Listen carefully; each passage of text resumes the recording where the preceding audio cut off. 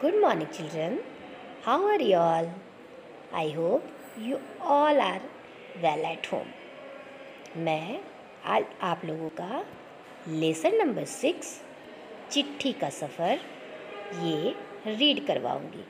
लेकिन इसके पहले चिट्ठी क्या होती है, इसकी क्या उपयोगिता है, ये कहाँ से कहाँ भेजी जाती है, ये सब चीज़ें हम जानेंगे उनके चित्रों के माध्यम से। तो ये सबसे पहला एक अंतर्देशीय पत्र है जिसे एक स्थान से दूसरे स्थान पर संदेश लिखकर भेजा जाता है।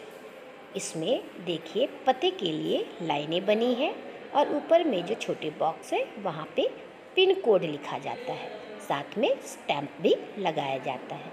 यह दूसरा चित्र एक पोस्ट कार्ड का है जिसमें भी लाइनें बनी हैं, जिसमें नाम, पता और उसके साथ पिन कोड लिखे जाते हैं। उसके साथ यह पत्र अपने किसी जान पहचान वाले को किस गांव में, कस्बों में, शहरों में भेजा जाएगा, ये वहाँ पर लिखना होता है। और देखिए ऊपर में स्टैम्प भी लगा हुआ है। ये तीसरा चित्र जो है वो एक लिफाफे का चित्र है। इसके अंदर कोई भी पैसे रुपए हम किसी के जन्मदिन या उसके शादी विवाह पर भेंट करते हैं, वो रखकर इसे भेजा जाता है। उसके बाद डाक पेटी के बारे में जानेंगे। ये क्या है? एक डाक पेटी है। डाक पेटी किसे कहते हैं? जिसके अंदर कोई भी पोस्ट कार्ड या अंतर्देशी डाली जाती है और वह अलग अलग शहरों में अलग अलग लोगों के पास भेजी जाती है। और ये कार्य कैसे होता है, इस लेसन में हम लोग यही पढ़ेंगे कि एक चिट्ठी जिसे आप कोई भी लिख सकते हैं अपने मित्र को, अपने परिवार के लोगों को, अपने किसी भी जान पहचान वालों को, तो वो किस तरह से एक स्थान से दूसरे स्थान पर जाती है। तो ये जो चिट्ठी होती है, ये जो पोस्ट कार्ड होता है, मैं धीरे धीरे आपको बताऊंगी कि इसमें और क्या क्या चीज़ें होती हैं। तो सबसे पहले हम लोग आज सबसे पहले से रीड भी करेंगे और समझेंगे भी। तो मैं सबसे पहले इसे पढ़ती हूँ। लेसन नंबर 6 चिट्ठी का सफ़र। चिट्ठी बहुत थोड़ा कठिन पढ़ने में लग रहा है, तो मैं इसका अच्छे से स्पेलिंग के साथ पढ़ती हूँ कि च में छोटी की मात्रा, ट और ठ, ये क्या है? ट आधा है और ठ पूरा है, दोनों साथ में लिखा है, इसलिए क्या बोलेंगे? च में की मात्रा, ट संयुक्त बड़े की मात्रा है। चिट्ठी का सफ़र। अभी चिट्ठी कहाँ से कहाँ तक जाती है इसके बारे में हमें इसमें जानना है। अपने 10-12 साल की जिंदगी में तुमने कुछ पत्र तो लिखे ही होंगे। वे पत्र अपने सही पते और समय पर किस तरह पहुँचे होंगे, यह बहुत सी बातों पर निर्भर करता है। जैसे कि चिट्ठी किस स्थान से किस स्थान पर भेजी जा रही है।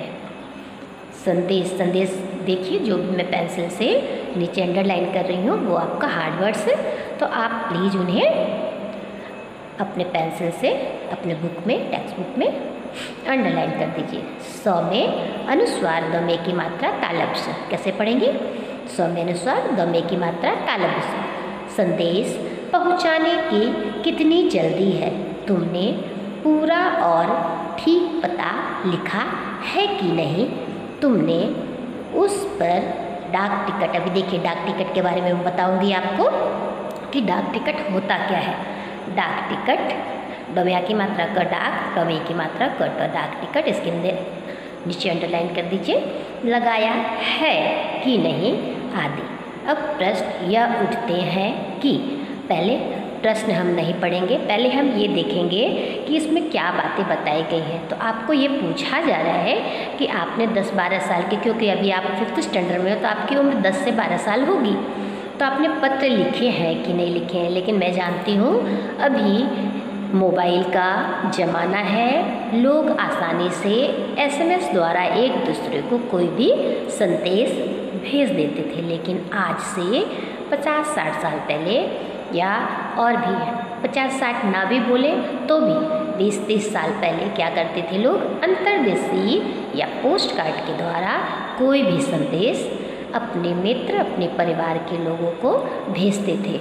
उसमें वे अपने घर के हाल समाचार, मित्रों के हाल समाचार पूछते थे और दूसरी तरफ से जो व्यक्ति उस पत्र या अंतर्देशीय को पाता था वह भी उनका उत्तर लिखकर फिर से डाक पेटी, जो मैंने आपको यहाँ पे दिखाई है, ये जो डाक पेटी यहाँ पे, इसमें डाल देता था और उसके बाद वह हमें मिल जाता था। तो ये जो लेसन है, ये आप जो देख रहे हो, इसमें आपको बहुत सारी बातों का ज्ञान मिलेगा और आपको ध्यान से सुनना है कि क्या करते थे पहले लोग और किस तरह से पत्र एक स्थान से दूसरे स्थान पर जाता था।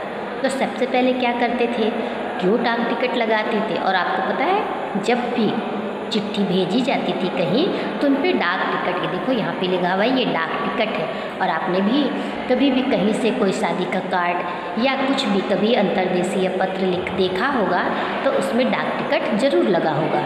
अगर आपके पास वैसे डाक टिकट है तो आप उसे अपने प्रोजेक्ट बुक में चिपकाइए और मुझे देखना है कि आपके पास कितने जगह के डाक टिकट है, क्योंकि हर देश के अपने अलग अलग डाक टिकट होते हैं। तो मुझे वो आप करके भेजिए। उसके पहले मैं आपको ये बता दूं कि डाक टिकट क्यों लगाया जाता है। तो यही यहाँ पे प्रश्न पूछा जा रहा है कि डाक टिकट क्यों लगाया जाए। तो आखिर चिट्ठी पर डाक टिकट लगाया ही क्यों जाए। पूरे और ठीक पते से क्या मतलब है। ज़रूरत पड़ने पर संदेश को जल्दी कैसे पहुंचाया जाए और स्थान बदलने से चिट्ठी के पहुंचने पर क्या असर पड़ता है। ये कुछ मुख्य बातें हैं जो एक पत्र को एक स्थान से दूसरे स्थान पर पहुंचने के लिए इन सभी बातों का ध्यान रखना पड़ता है।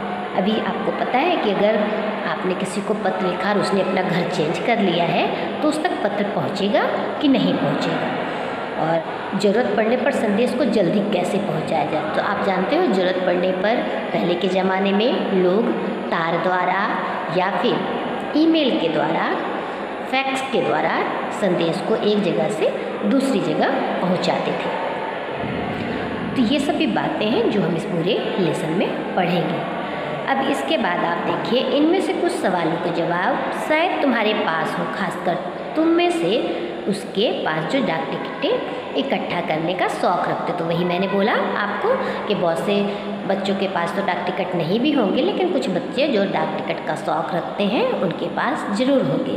तब भी मेरा ये कहना है कि आप लोगों के पास कम से कम 5 डाक टिकट तो होने ही चाहिए और उसे आप अपने प्रोजेक्ट बुक में ज़रूर चिपकाइए। इसके अलावा यहाँ पर नीचे चित्र दिया गया है पोस्ट कार्ड का और ये अंतर्देशीय पत्र का। इसके अलावा मैंने आपको चित्र भी इस लेसन में जब पढ़ाया है तो दिखाया है। तो उस तरह के अंतर्देशीय पत्र और आपको पोस्ट कार्ड के चित्र आपके प्रोजेक्ट बुक में बनाने हैं। तब यहाँ पे क्या लिखा है, इन सवालों के जवाबों के लिए ज़रा नीचे दिए गए लिफाफों को गौर से देखो। दोनों पत्रों को दी गई जगह में लिखो। अभी देखो इसमें क्या है, राइट साइड में पता लिखा गया है ना। यहाँ पे लिखा है श्रीमान निर्देशक महोदय, राष्ट्रीय शैक्षणिक अनुसंधान, और जो भी है यहाँ पे थोड़ा मिटा हुआ ऐसा है लेकिन नहीं लिख रहा है, यानी कि ये पता लिखा गया है और ये पिन कोड लिखा गया है। किसी भी पत्र को दूसरी जगह पहुंचने के लिए पिन कोड का होना बहुत ज़रूरी है। और एक ही देश में अलग अलग शहरों के पिन कोड अलग अलग होते हैं। तो पिन कोड भी बहुत ही ज़्यादा महत्व रखता है पत्र को एक जगह से दूसरी जगह पहुंचने में। अभी ये देखिए यहाँ पर एक और अंतर्देशीय पत्र है। क्या है, अंतर्देशीय पत्र है और उसमें लिखा है महात्मा गांधी जहाँ हो वर्धा, और ऊपर लिखा है एक्सप्रेस डिलीवरी, मतलब कि ये जल्दी पहुँचने वाले अंतर्देशीय पत्र हैं जिन्हें यहाँ आपको बताया गया है। तो हम अभी यही पढ़ेंगे और सबसे पहले यही समझेंगे कि ये अंतर्देशीय पत्र में पता क्यों लिखना पड़ता है। तो इसको आगे और अच्छे से समझाया गया है जो मैं आपको यहाँ पे बताती हूँ। उसके बाद में यह पूरा लेसन में आपका पढ़ूँ।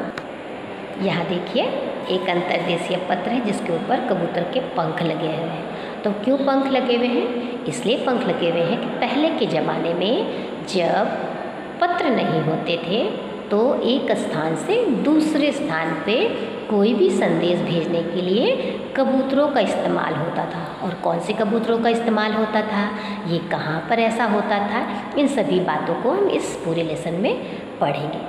तो क्या बोला जा रहा है, यहाँ देखते हैं हम लोग कि ये पत्र, दोनों पत्ते किस तरह से भिन्न हैं। गांधी जी को भेजे गए पत्र में पते की जगह लिखा है महात्मा गांधी, जहाँ हो वहाँ भरदा। तो मैंने अभी तुरंत आपको दिखाया पत्र, जिसमें एक में लिखा था कि एक्सप्रेस डिलीवरी, उसमें महात्मा गांधी जहाँ हो भरदा, सिर्फ इतना ही लिखा था।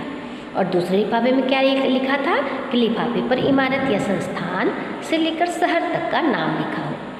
पते में सबसे छोटी भौगोलिक इकाई से शुरू करके बड़ी की ओर बढ़े हैं। छोटी से बड़ी भौगोलिक इकाई का मतलब यह होता है कि घर के नंबर के बाद, देखो मैंने अभी आपको बताया कि सबसे पहले क्या लिखा जाता है, घर का नंबर, जो आपके घर में जहाँ आप पत्र भेजने वाले हो, तो घर के नंबर के बाद जिस गली में आप रहते हो, मोहल्ले में रहते हो, उनका नाम लिखते हैं। फिर आप जिस गाँव में, शहर में, कस्बे में, कहीं भी जहाँ भी रहते हो उसका नाम लिखते हैं। यहाँ लिखा हुआ है, फिर गांव, कस्बे, शहर के जिस हिस्से में है उसका नाम, फिर गांव या शहर का नाम लिखते हैं। मतलब कितना बड़ा प्रोसेस है। ऐसा नहीं है कि आपने सिर्फ पिन कोड लिख दिया या सिर्फ नाम लिख दिया तो आपका पत्र एक स्थान से दूसरे स्थान पर पहुंच जाएगा। क्योंकि कभी कभी क्या होता है, एक ही नाम के दो लोग होते हैं, लेकिन एक पत्र दिल्ली भेजा जा रहा है, एक पत्र मुंबई भेजा जा रहा है, तो अगर वहाँ पे दिल्ली लिखा होगा तो पत्र दिल्ली को ही भेजा जाएगा। और अगर मुंबई, क्योंकि ये सब पत्रों की छटाई हम तो डाक पेटी में जाके पत्र डाल देते हैं, लेकिन ये पोस्ट ऑफिस में जाकर, डाकघर में जाकर, पोस्ट ऑफिस को क्या बोलते हैं, डाकघर, वहाँ जाकर पत्रों की छटाई होती है और पत्र जो है एक स्थान से दूसरे स्थान को जाते हैं। वहाँ बहुत सारे लोग पत्रों के शहरों के नाम के हिसाब से, उनके पिन कोड के नाम के हिसाब से अलग अलग छांटते हैं और वो एक स्थान से दूसरे स्थान पर भेजे जाते हैं। तो यह काम बहुत आसान नहीं है, इसके लिए बहुत से लोगों की ज़रूरत पड़ती है। लेकिन धीरे धीरे अंतर्देशीय पत्र और पोस्ट कार्ड का चलन जो है वो ख़त्म होता जा रहा है। उसकी जगह मोबाइल फ़ोन, फैक्स ने ले ली है, क्योंकि मोबाइल के द्वारा हम तुरंत क्षण भर में ही एक स्थान से दूसरे स्थान पे अपने परिचित से बातें कर सकते हैं। तो फिर भी इसके बारे में हमें जानना बिल्कुल ज़रूरी है कि ये पोस्ट कार्ड और अंतर्देशीय पत्र क्या होते हैं। तो इसके बाद हम पढ़ते हैं कि शहर के नाम के बाद लिखे अंक को पिन कोड कहते हैं। तो ये मैंने आपको अभी बताया, हर जगह को एक पिन कोड दिया गया है। ये सोचने लायक बात है कि आखिर पिन कोड की ज़रूरत क्यों है। तो सही बात है, क्यों पिन कोड की ज़रूरत है, नहीं लिखेंगे, नाम पता तो लिख दिया, लेकिन पिन कोड का लिखना भी बहुत ज़रूरी है। क्यों? हमारे देश में अनेक ऐसे कस्बे, गांव, शहर हैं जिनके नाम एक जैसे हैं। पते के बाद पिन कोड लिखने से गंतव्य के नीचे आप यहाँ पे डैश कीजिए। गंतव्य कैसे पढ़ेंगे, ग में अनुस्वार, त व या संयुक्त, गंतव्य यानी जहाँ आपका पत्र भेजा जाना है। स्थान पर पता लगाने में डाक छाँटने वालों, अभी मैंने बोला आपको कि डाक जो है, डाक क्यों छाँटते हैं, क्योंकि वहाँ के पिन कोड और शहर मोहल्ले के नाम से पत्रों को अलग अलग छाँटा जाता है। तो उसे कौन छाँटते हैं, तो डाक छाँटने वाले कर्मचारियों की मदद मिलती है। उनको क्यों मदद मिलती है, पता चल जाता है कि यह पत्र कहाँ भेजा जा रहा है। कर्मचारियों कैसे पढ़ेंगे, क म के ऊपर रेफ, चमया की मात्रा, रमे की मात्रा, यमयों की मात्रा, अनुस्वार को मदद मिलती है और पत्र जल्दी बांटे जा सकते हैं। अभी यहाँ पे लिखा हुआ है कि पिन कोड क्या होता है, जो मैंने अभी आपको बताया कि नंबर जो लिखने होते हैं वो पिन कोड होते हैं। पिन कोड की शुरुआत 15 अगस्त 1972 को डाक तार विभाग ने पोस्टल नंबर योजना के नाम से की है। जाहिर है कि गांधी जी को मिले इस पत्र पर और उन्हें मिले किसी भी पत्र पर पिन कोड अवश्य होगा। तो ये यहाँ तक ही आज मैं रीड कराऊंगी, क्योंकि वीडियो बहुत बड़ा हो जा रहा है और फिर आपके पास पहुँचेगा नहीं। तो तब तक आप पिन कोड की शुरुआत कब हुई ये देखिए, यहाँ से लेकर यहाँ तक आंसर है आपका। पिन कोड की शुरुआत 15 अगस्त 1972 को हुई। नेक्स्ट डे में इसके आगे का रीड करवाऊँगी, तब तक आप इसे और अच्छे से पढ़ के समझिए और जो मैंने प्रोजेक्ट किया है आप उसे बनाइए। घर में रहिए, सुरक्षित रहिए। Thank you.